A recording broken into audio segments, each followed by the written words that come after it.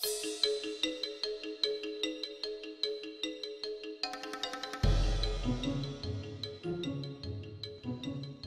and welcome to the next feature video for the Repopulation. I'm Joshua Hulls, the co-lead developer of the Repopulation. Today we're going to be looking at housing.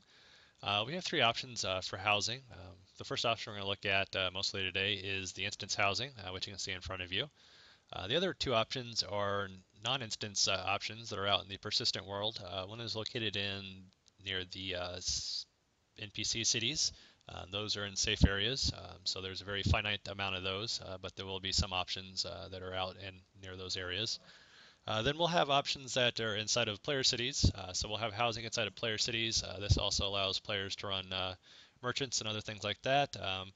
But the risk, of course, with those is that the cities are in contested areas, so they could be sieged.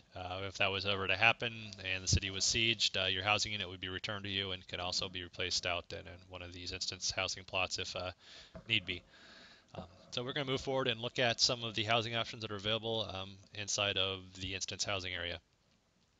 And notice in front of us that we have this giant kind of white box in front of us, indicating where our housing plot's going to be.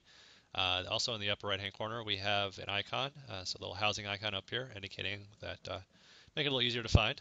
So we're going to move towards that and roll the camera out just a little bit further out and place down this building right here. So we're going to rotate this and put it kind of near center. And now that we have it placed down, we have our first building in place for this housing plot. And we're going to lock this. This is going to lock it in place, which is useful. We can't make any adjustments or move it accidentally when it's locked, so we're going to go and put that in place. So we're going to go inside of the housing unit, inside of the building we just placed, and look inside here and place a few objects down. The first thing you might notice is this new structure placement bar. This is literally brand new. We just implemented this very recently.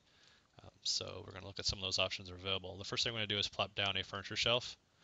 We might have seen this already in the previous videos, but we're going to place that down. You'll notice it's going red. That means it's colliding against the other objects in the housing area.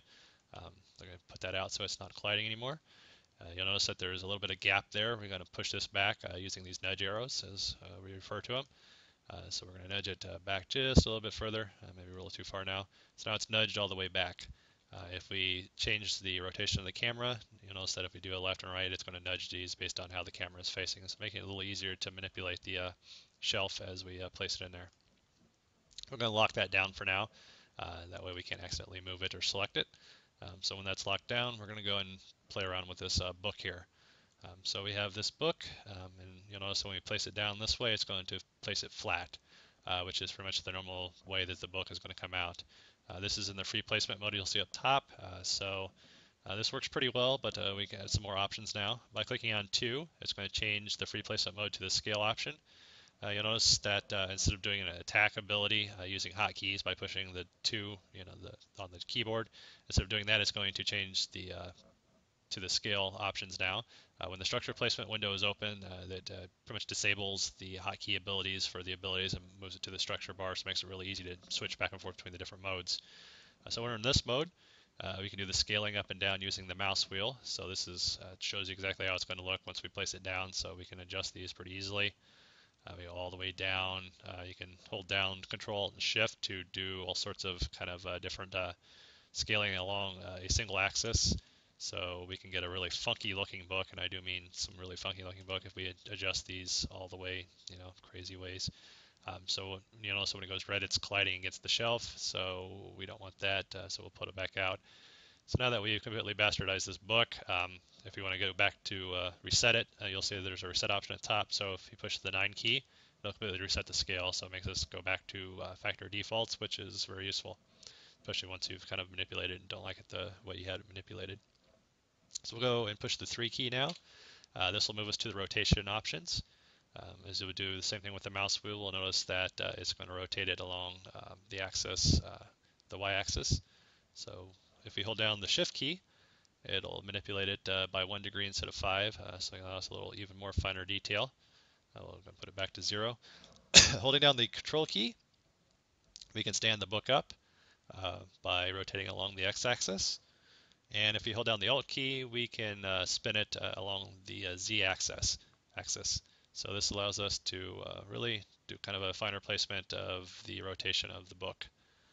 Now that we're happy with this rotation, we'll go ahead and just plop it down there and click the button down to place down the book. So now the book is placed in the world. If other players are around, they'd be able to see the book as it was placed into the game world. So we're going to click on this again. So with the free placement mode, kind of a thing that does get in the way is when you move the mouse around, of course, the object moves around. That's really how it was designed. So moving forward, if we don't want to do that, we can push the 4 key. This will change it to fixed placement mode. When we do that, you'll notice that the object is not moving with the mouse. So instead of having it move with the mouse, now we use the mouse wheel to move it up and down. So by doing that, we can now use the mouse wheel to adjust the height of the object. So you can see that it's slightly up in the air. This also disables collision as well, so we can go all the way through the very top part. So this allows us to place this object however we see fit. And besides moving it that way, we can hold down the Control and Alt keys to move it along the other axis as well.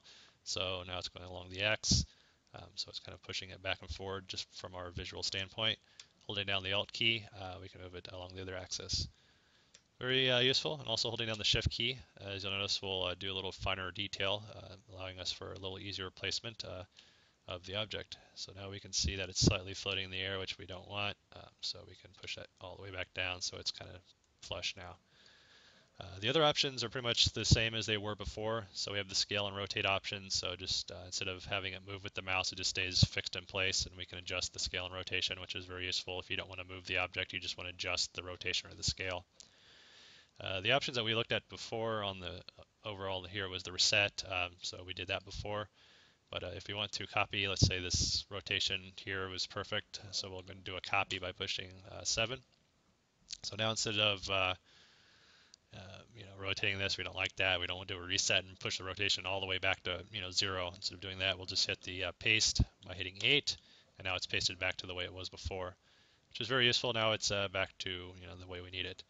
So now that we have this book placed in here and we have the copy settings, this allows us really easily to just grab another book and go ahead and put it back into auto placement mode. And now you'll notice it's flush against the ground. We don't want that, of course, so we're going to paste it. Now it's back to looking at how the other book is. So we place that down here. Really easy. Just go ahead and place it. Boom, boom, boom. So this allows us to quickly manipulate copy settings from one object to another. So if we want to have a whole bookshelf full of books, it makes it very easy to do that. So one more final thing to look at is some other options that are tied to some of the objects that are available. I'm going to place down this kind of bar stool area here. So we got this little thing to place down. We'll put it about right there and place it, which is good. Now we're going to go down and scroll down to these stool-looking things here. I'll just place these down like about here for now. A little further out. Boom, boom, boom. So now that these are in place, this one is maybe a little off by a few hairs.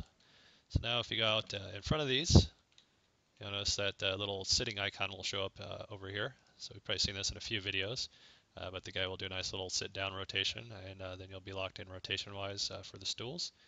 So these are some of the objects that we can tie into the other structures being placed. Pretty soon we'll also have lights available as options as well, and a few other things that are not quite ready to be placed here, but should be available here pretty soon. So we hope you liked taking a look at some of the options that are available in the housing and how objects and structures are placed inside the houses. So enjoy the video, and thank you for checking it out, and check out our website, www.repopulation.com, for some more information.